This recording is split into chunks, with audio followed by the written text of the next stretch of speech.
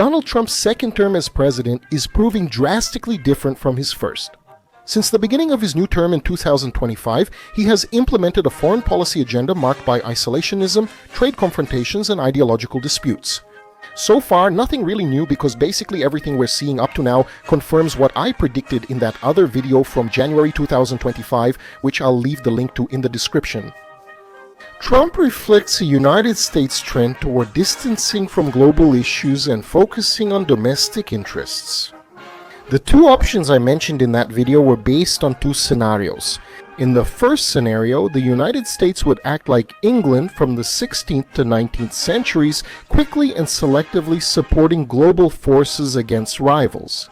And in the second scenario, actually seeking not total isolation but something similar to the period before World War I. However, the way he has been doing this points to the second option. And with the added problem of making decisions that are benefiting China and Russia, actions that, in some cases, I would even call disastrous actions. And that's what you'll see in today's video. But before that, don't forget to subscribe, comment, like the video, and most importantly, share it with everyone you know. It may seem small, but if you share it with 5 people and they each share with 5 more, many people will help. The channel Geopolitics Mundial needs to be seen, since YouTube practically ignores and hides the channel from most of its own subscribers. So, imagine what it's like for those who aren't even subscribed. That's why your support is so important. Subscribe and share, it really helps a lot. I'm Geopolitics Mundial, and this is my channel.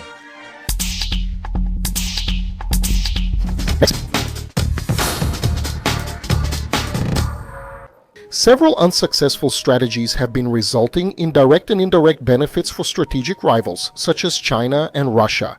One of the first measures of the Trump administration in 2025 was to toughen immigration policies. And, well, that's a domestic demand from voters and a campaign promise. Something that, make no mistake, is entirely fair. After all, we're witnessing the civilizational disaster that's happening in Europe.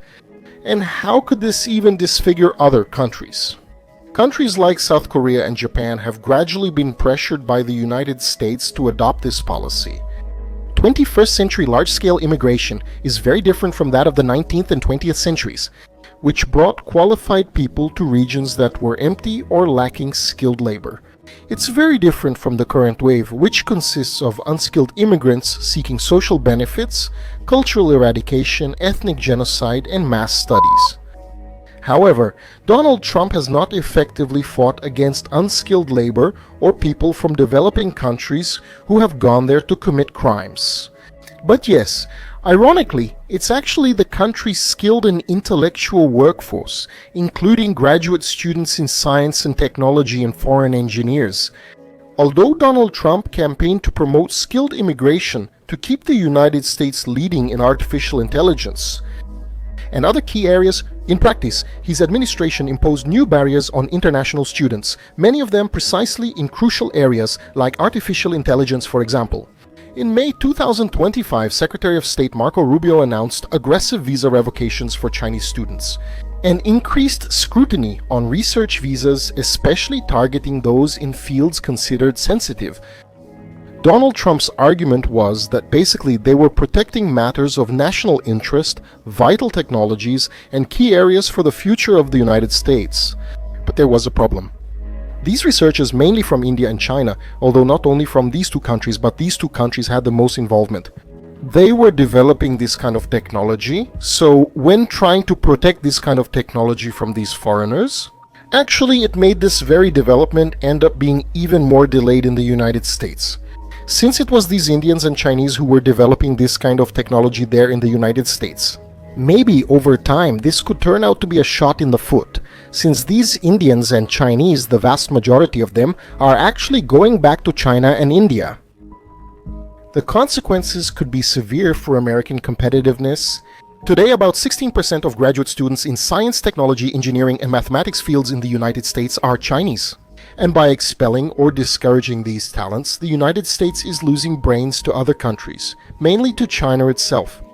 Studies show that 60% of foreign PhD students in the United States struggle to stay due to restrictive immigration policies. American think tanks warn that this brain drain will reduce America's capacity for innovation, especially in strategic sectors like artificial intelligence. And here we have a paradox, because historically, from the 19th century up to more recently, the United States has always been a hub for attracting foreign talent.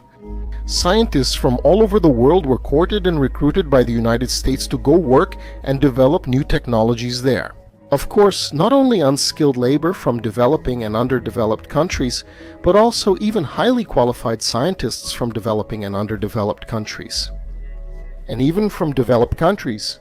So they became the technological powerhouse they are today because they had the ability to buy brains from other countries. Even though Americans themselves have a good education, despite many people saying they don't have a good basic education, it's a good education. It's not the best, but it's good. But in terms of their own technological development, their own technology, their own scientists, they're just average. So their big advantage in competing with rivals was this ability to buy brains from other countries. And by losing this ability, there's a huge risk that this could hinder the technological development of the United States itself. But another big problem has been the Trump administration's diplomacy in 2025, marked by unprecedented friction with some of its main allies in Asia, which ends up benefiting America's adversaries. A notable example is worsening ties with India, seen as vital to counter Sino-Russian influence. In September 2025, photos showed Indian Prime Minister Narendra Modi holding hands with Russia's Vladimir Putin and China's Xi Jinping at a regional meeting. Showed that the United States stumbled in its efforts to draw India into its diplomatic orbit. Analysts note that Trump undermined this rapprochement with a series of actions, including imposing 50% tariffs on Indian products, and public criticism of New Delhi for buying cheap Russian oil. These punitive measures aimed at forcing alignment had exactly the opposite effect. New Delhi, feeling pressured, sought more authority and autonomy by strengthening ties with Moscow and even easing rivalries with Beijing. As a former Bush administration advisor summarized, Trump's attacks in his America First approach ended up hitting partners and allies even harder than traditional adversaries. This caused a decline in the United States' partnership with India. On the other hand, Modi signals a willingness to strengthen ties with Moscow and even set aside suspicions regarding Beijing. The result is that India, which has long been distrustful of the United States, now they have confirmed their view that the United States would not be a reliable partner or could even be hostile, reinforcing its non-alignment stance and seeking cooperation with other nations, including American rivals, along with the formal Northeast Asian allies Japan and South Korea. The pattern also repeated itself, paving the way for what would be a true geostrategic disaster for the United States. Even though it's far too early to talk about them breaking off relations with the United States. Conversely, doors have opened that likely won't close again. The possible loss of South Korea from the American sphere would be an even greater geopolitical disaster than the loss of Taiwan. Trump revived demands and threats that previously caused tensions, like pressuring these countries to drastically increase their defense spending and hinting at a lack of United States commitment to their security. In June 2025, Tokyo felt pressured. They were at the center of an unprecedented episode. They cancelled their participation in a NATO summit at the last minute, even though they had been invited. These unexpected absences reflected a strain in Washington's relations, both in trade and defense, with these countries. In Japan's case, days earlier, the Japanese Prime Minister had already suspended cooperation talks with the United States after tensions over the Trump administration's insistence that Tokyo increase its military spending to 5% of gross domestic product, surpassing Japan's 2% goal. Trump also unilaterally threatened to impose 25% tariffs on cars and parts from Japan and general tariffs of around 24% on all Japanese imports. This left bilateral trade talks at an impasse. These tariffs were temporarily postponed, but they caused economic volatility in Japan and even harmed small and medium-sized businesses that are part of global supply chains. And now, finally, politicians from the The Japanese are starting to seriously talk about preparing Japan to not depend on the United States and to deal with a post-United States world. This is positive for the Japanese people who have been systematically harassed by obscure American ideologies, but it will be terrible for Washington. In South Korea, despite a revised defense agreement in 2018, Trump insisted on charging even more for American troops in the country. Questioning a cost-sharing agreement made just a year earlier, Seoul also faced tariff threats and harsh demands in unfinished trade negotiations. This transactional and unpredictable treatment of long-standing allies fueled frustrations in Tokyo and Seoul, to the point where both prioritized emergency meetings, with Trump trying to remedy tensions instead of attending multilateral commitments, such as the NATO summit. These frictions have very serious strategic consequences, antagonizing both friends and enemies in a rather foolish and provocative way, in the name of a zero-sum populism that as a result is pushing many countries into China's arms. Xi Jinping has effectively capitalized on Trump's mistakes. In September 2025, Xi Jinping hosted an expanded summit of the Shanghai Cooperation Organization and a mega military parade in Beijing, surrounded by regional leaders who expressed their willingness to get closer to the Chinese at the expense of the United States.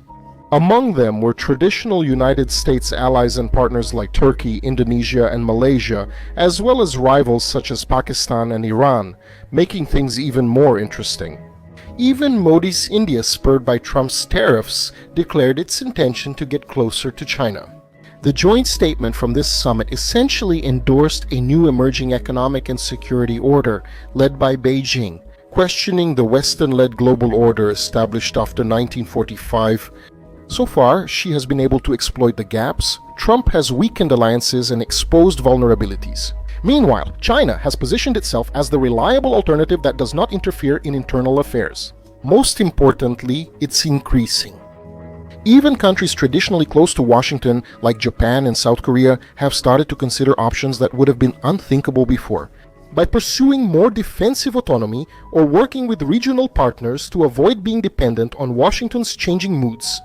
The Japanese Prime Minister himself even stated that Japan needs to reduce its dependence on the United States. And in the end, the ones who have been reaping the benefits of this disagreement are China and Russia, who see the bloc allied with the United States becoming increasingly fragmented and receptive to their influence. In Asia, Trump's tariff policy hit key allies hard and generated strong opposition. One example was in March 2025 after the surprise 25% tariffs on automobiles and parts that I mentioned from Japan and South Korea. Other countries were also affected, with tariffs ranging from 20% to 50%, totaling around 57 countries. And instead of rushing to negotiate with Washington giving in to Trump's pressure, something unexpected happened. Tokyo and Seoul began to coordinate trade more closely with Beijing, something that would have been unthinkable just a few years ago. On March 22, 2025, Japan, South Korea, and China's trade ministers met in Seoul for the first time in 5 years and agreed to accelerate talks for a trilateral free trade agreement. In other words, in this attempt to pressure Asian partners to isolate China, Trump ended up fostering exactly the opposite, the union of Japan and South Korea with China to get around trade uncertainty. This trilateral economic alliance, more important than ever in that context of instability, strengthens Beijing's regional position and reduces the dependence of Tokyo and Seoul. In relation to the American market, we had a similar situation in Latin America, where Trump's approach of "you're either with us or against us" also had the opposite effect. As reported by Geopolitical Intelligence Services reports, Beijing is already the largest major trading partner of Latin America, investing and granting massive amounts of credit. Through the Belt and Road Initiative, Trump chose punitive tariffs, threats, and even suggested military action to try to contain Chinese influence in the region. It had no effect, because while he imposed tariffs of 18% on some hostile countries, like Nicaragua, and 15% on Venezuela, with others, he threatened, for example, Colombia with 25% tariffs after a diplomatic disagreement, and he even hinted at taking back the Panama Canal by force if necessary in case the agreements with Chinese companies didn't please him. Two allies of geopolitical importance and extremely vital for the United States. This belligerent militaristic stance obviously caused apprehension. Some governments briefly yielded to pressure. Panama, for example, left the Belt and Road Initiative after Secretary of State Marco Rubio's visit, agreed to review Chinese port concessions and allow United States troop rotations on its territory. However, the information that comes in after this kind of pressure is that this tactical victory may be empty and costly. Because, although Panama gave in under coercion, other countries may see this behavior and end up preferring to choose China rather than submit to American threats, as happened in the Indian case. Against the European Union and Mexico, he threatened a real trade war. By threatening 30% tariffs, the response was unanimous.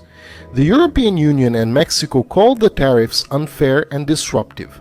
And the president of the European Commission warned that these measures would harm essential supply chains and consumers on both sides of the Atlantic. Lucharas made it clear that he would continue to seek dialogue but would prepare some proportional countermeasure if necessary.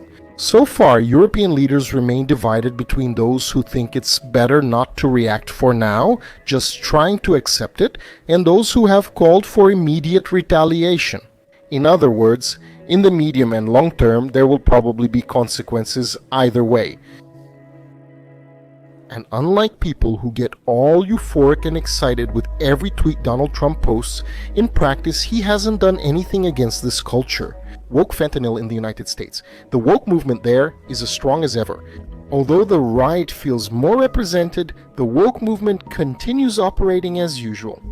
It has even stumbled a bit, but we haven't seen any signs of retreat. Basically, when we talk about the woke movement sponsored by the government. It's the purge he carried out at United States Agency for International Development at the beginning of the year, and it ended there. He didn't go ahead with cutting government costs related to exporting this kind of identity, racial agenda, and so on. So he didn't touch the woke agenda despite the rhetoric and harsh words. That still goes on.